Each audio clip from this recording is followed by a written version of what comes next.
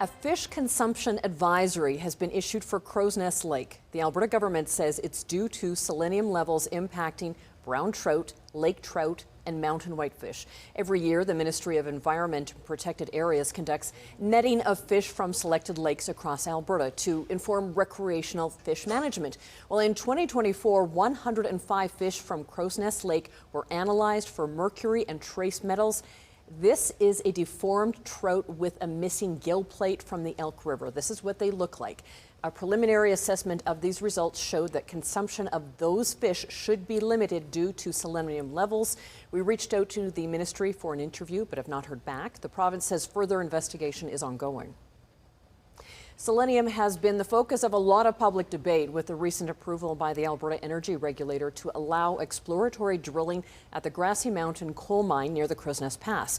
Opponents' biggest concern is the potential impact of selenium on the environment, wildlife, and people and land downstream. We spoke to a toxicologist and biologist to see what selenium is, ways of removing it, and what it could actually mean for the environment. Here's Carson Marsouk.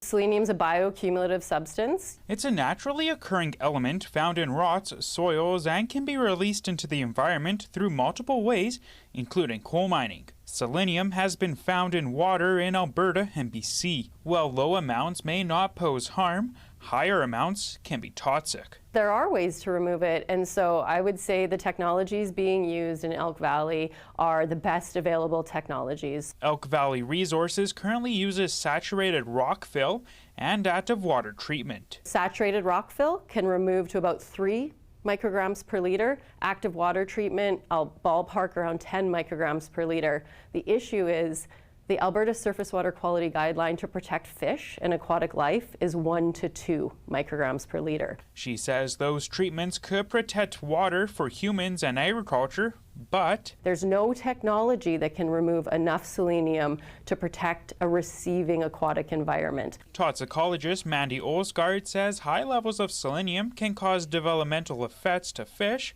such as curved spines and a reduced population. You know, we don't have to go into the Elk Valley in BC to see this. We have our own Elk Valley in the McLeod River drainage in the old coal branch, where water quality has been impacted by a century or more of coal mining, to the point where 92% of the native trout population is missing because of selenium. Retired biologist Lorne Fitch spent 50 years reviewing environmental impacts on mines in the eastern slopes with 4 other biologists. He found that all of them failed to meet environmental standards. If you don't engineer your development in such a way to be cognizant of that, things will fail, and they did.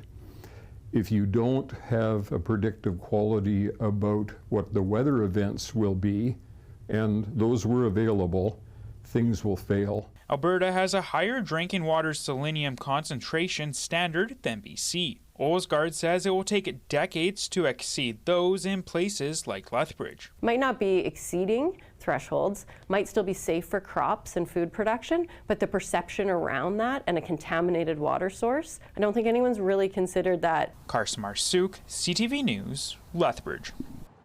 Now, the Alberta government has done a number of studies showing the extremely concerning impact of selenium on rivers, fish, and the environment. While the reports have been made public, the province will not allow us or any other media to speak with the researchers behind those studies.